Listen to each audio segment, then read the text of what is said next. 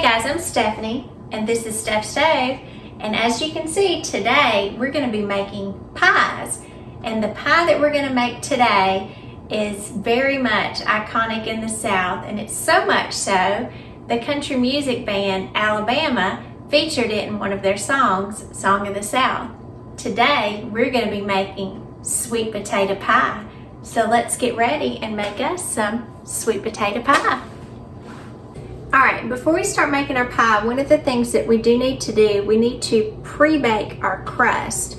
So I've got my oven preheated to 350 degrees, and we're going to come in and we are going to poke some holes to create some air, because we don't want our crust to just puff up. We do want it to kind of maintain its shape somewhat. So I'm just going to poke some holes in the bottom of my crust, and my crust is defrosted. I have had it sitting out for just a few minutes so it can kind of come to room temperature.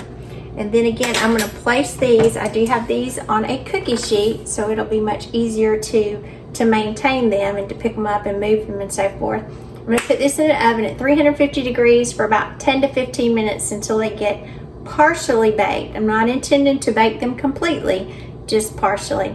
And then, in the meantime, we'll get ready and make our sweet potato pie filling. Alright, we just took our pre-baked pie crust out of the oven. So you can see that they're just a light brown tone.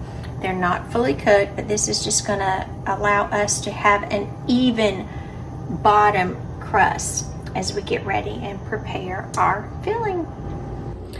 Alright, so to prepare our filling for our sweet potatoes, and I know there'll be a little controversy in this, but I always use canned sweet potatoes, and my preference is Bruce's Yams. And they call these yams, but in fact they're actually sweet potatoes. But in my opinion, this is the best brand of canned sweet potatoes on the market. I know some people will make these from fresh sweet potatoes, and that's fine, but I've created a more consistent product using these. The can is 40 ounces, and I have drained them. I'm going to put them into my stand mixer, and I have one stick of butter, and this is softened, so you can see it's very kind of soft. It's not melted, but it is softened. It's been sitting out for just a little bit. One stick of softened butter, 3 eggs, and I always do crack my eggs into a separate bowl, just because if something was wrong with the eggs, you definitely wouldn't want to interfere or disturb your product that you have. You could just kind of discard it and start over without ruining everything. Then to this, and notice I'm just dumping everything in, we are going to add 1 can of sweetened condensed milk, and this stuff is some kind of good, guys. It's the thick, yummy stuff. Look at that as I pour it. Ooh, that's some goodness right there. Some yummy goodness in a can. Now, my original recipe that I had for this, it called for Eagle brand milk, and that's just a brand. But this Great Value brand I found is fine. I've used Gold Meadow, some other brands. That's fine. I would not use, I would say, a reduced fat or any kind of brand like that. I need full fat in here. And to this, I'm also going to come in and add 1.5 cups of sugar. Good stuff, guys. And 1 teaspoon of vanilla extract. I think this was, I have to ask my mother to, for clarification, but I do think this is probably one of the first pies that I made on my own, because I dearly love sweet potatoes. So I'm going to put my attachment on here, and then we are going to mix this together. Drop my stand mixer and start blending it. I had sweet potato pie as a kid somewhere, and growing up, it's not something originally I think my mom made, and I had it off, and I thought that was just amazing.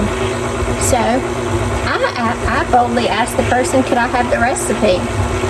And I wish I had who I got it from originally, but there's the original card in my little handwriting. And I have been making this forever, and it just comes out perfect every single time. I absolutely love it. And I was that kid, if I had something and I really liked it, I would go and say, can I have the recipe? And I wanted to go home and try to make it. And it just kind of evolved into a lot of things that I enjoyed and I started making. And this is definitely one of them. And as you can see, it's just been a few minutes, so I'm going to stop my mixer. And I'm going to check it. And it does only take just a little bit for this to come together. And you can see our mixture is completely together. There are going to be some chunks of butter in there, and that's okay. You don't want a lot of large chunks of sweet potatoes in it. And I'm just kind of going around to check to see, do I see any? And I don't, because again, you do want them completely cooked through. Not cooked through, but mashed up and thoroughly incorporated. And you could even go in, if you like, and kind of mash them ahead of time.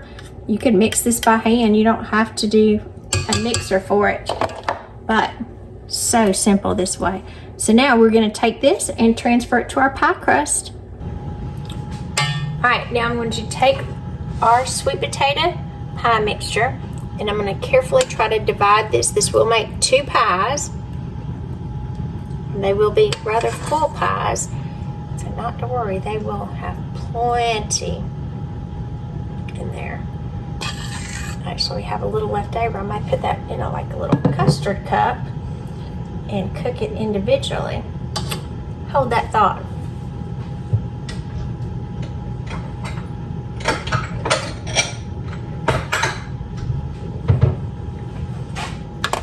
Let's stick one right here because I'm not going to lose any of this sweet potato pie mixture.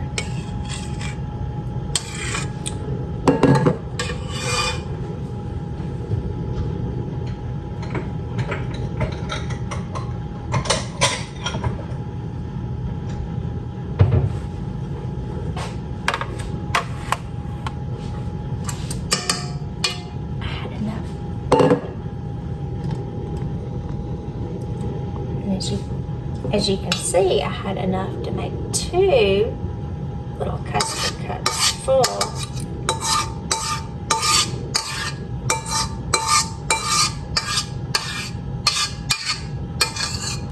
And so these right here will be just a little extra. And I'll cook those for some little individual crustless pies. So we're going to take these and place these in the oven. Notice I do still keep these on the cookie sheet just because it's so much easier to maneuver when you have a pie that's kind of loose like this in the beginning. It's easier to maneuver when you're taking it from the stovetop as you're pouring it to put it into the oven. So into the oven this goes. It's going back at a 350-degree oven for about 35 to 40 minutes or until the center is almost set. Hey guys, while our pies are baking, I thought we'd just have a little chat real quick. This particular pie recipe does make, in fact, two distinct pies. Now the pie shells that I used today were regular, but you're probably better off to use a deep dish. I just didn't happen to have one. So that's why I used the 2 extra custard cups with the extra, because I'm not wasting any of that good sweet potato pie.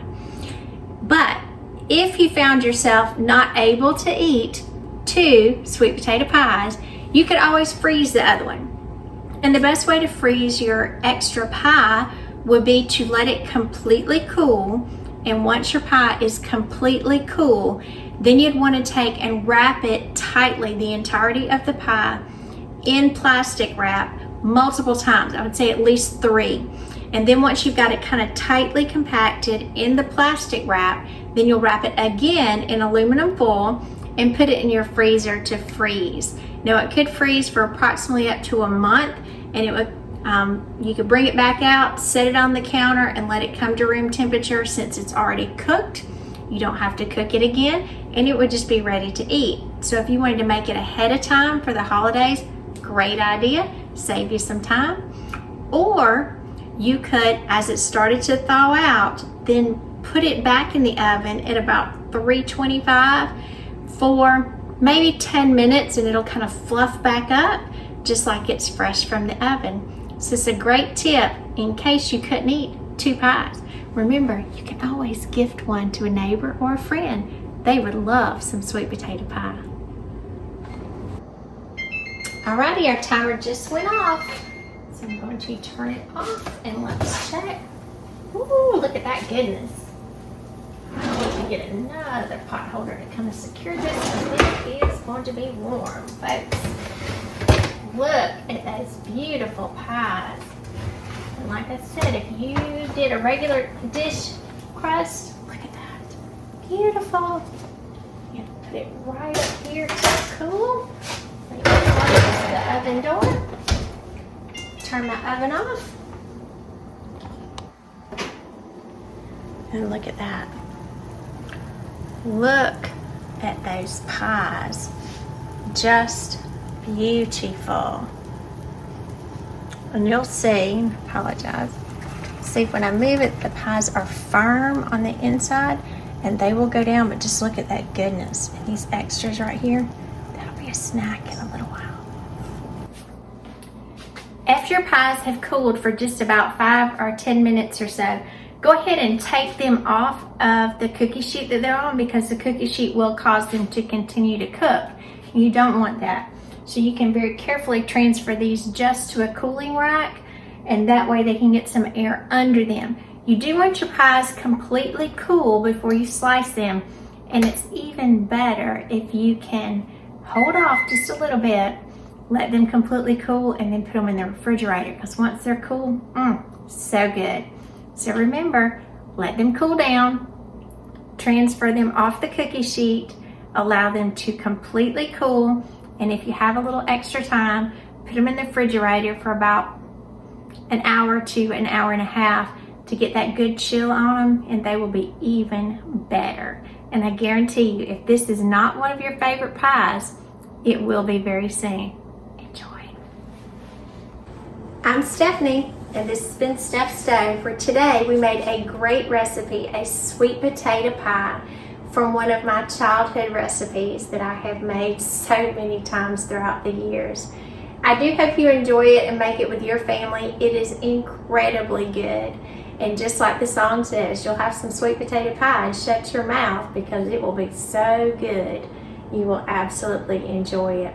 Remember, it does make 2 pies, so you can take one and eat one, or you can share one with someone. This is Pastor Appreciation Month, so my extra pies will be going to our pastors, just to let them know how thankful and appreciative I am to them. And I'm also thankful to all of you out in YouTube land that have given me this opportunity to show one of my passions as in cooking. So if you would, please give us a thumbs up and a like, and click that subscribe button, as it just encourages me to make more and more videos that I think you guys will absolutely love. So again, I'm Stephanie, and I'm very thankful for this opportunity you've given me to cook and share some recipes of my own. And remember, we're making memories one dish at a time. Enjoy!